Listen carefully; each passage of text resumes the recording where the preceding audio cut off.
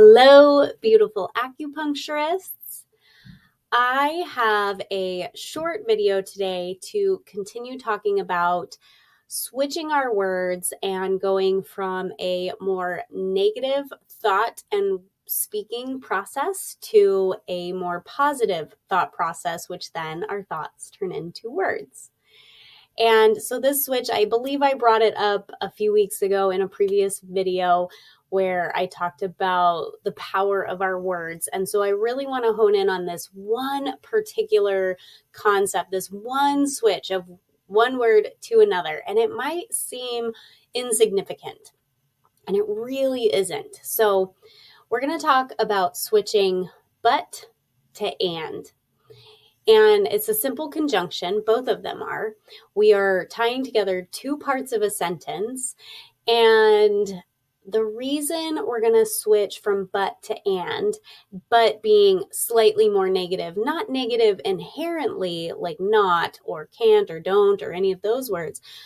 It's just, how do I say it? It negates, therefore negative. So it negates the prior part of the sentence. So let's talk about how to switch your language. Anytime that you're talking with a patient or even thinking things to yourself or talking with others, I want you to really be cognizant of when you're going to use the word but. It does have an appropriate place, of course, and it also can be very detrimental. So let's use an analogy with a patient. So if you're sitting with your patient, and this is something you can teach them too. If you're sitting with a patient and they are explaining to you, I really am trying to lose weight and I want to eat healthy, but it's just so hard. Now let's try it the other way. Let's use and. So your patient is saying, I really want to lose weight and I want to eat healthy, and it's just so hard. There was one word that got switched there. And when we use and instead of but, it's actually way more empowering because both things can be true at the same time. Oftentimes, it is hard to lose weight. It is hard to eat healthy, especially when somebody's at the start of that journey and they have maybe been doing unhealthy things to their bodies for a long time. Maybe they were kids and grew up that way. They are going to have a learning curve. So switching the script, if you can teach your patients how to think in those terms, both things can be true. Yes, they want to lose weight, and yes, it can be hard. Together, they are equally weighted. Now, how can you apply this in your practice? You can say, I want to make more money, but I don't know how. Well, the but actually negates the first part of the sentence. So, do you want to make more money? Or do you want to know how? I like to say, I want to make more money and I don't know how.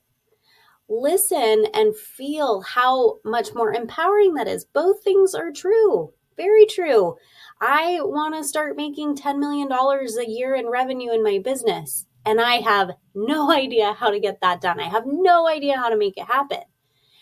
The universe, my unconscious mind, is listening to all of that, all of those thoughts. So for me to think or say out loud, I want to do $10 million a year in revenue in my business, and I don't know how, the universe is going to start showing me the opportunities, showing me how to make this happen.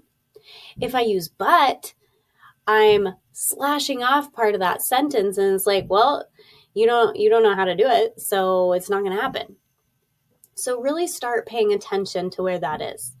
And my biggest way that I like to be the most demonstrative with this example is to think about a person. Think about how it feels if someone were to say to you, I love you, but dun dun dun. Whatever comes after the but. It's going to be an excuse. It's going to be a reason. It's going to be something that makes it sound like the love for you isn't strong enough because there's that but. So feel that. Feel what that would feel like if somebody were to come to you and say, I love you, but. This is where we absolutely want to flip from the but to the and. So I love you, and you're driving me crazy right now. Yeah, both things can be true. How many people do you love so deeply, your partner, your kids, and they still drive you nuts? It doesn't mean you stop loving them or you don't love them or you love them any less. It just means that both things are true. So feel how that feels, especially with the loved one. Feel how it feels to say, this is what I want, and I don't know how to get it. Or this is what I want, and whatever comes in the following part of the sentence. So start making those shifts in your thoughts and in your words. Something that I recently found when I was reading a book called Level Up, I highly recommend it. It's by Rob Dial.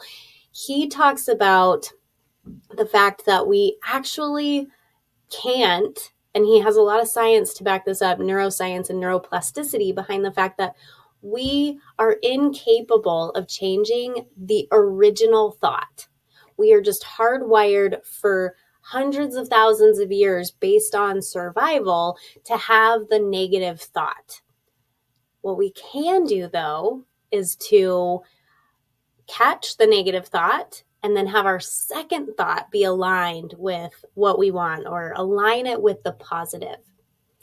So that was very impactful learning for me. I hope this was helpful for you, and I want to leave you with this final thought.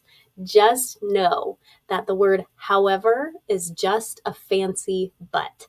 So avoid putting but or however in the conjunction with a sentence because it negates the first part of the sentence. I hope you guys are getting valuable information from these videos, and please share them to your Acu buddies out there. I would love to connect with more acupuncturists just like you, and always be well.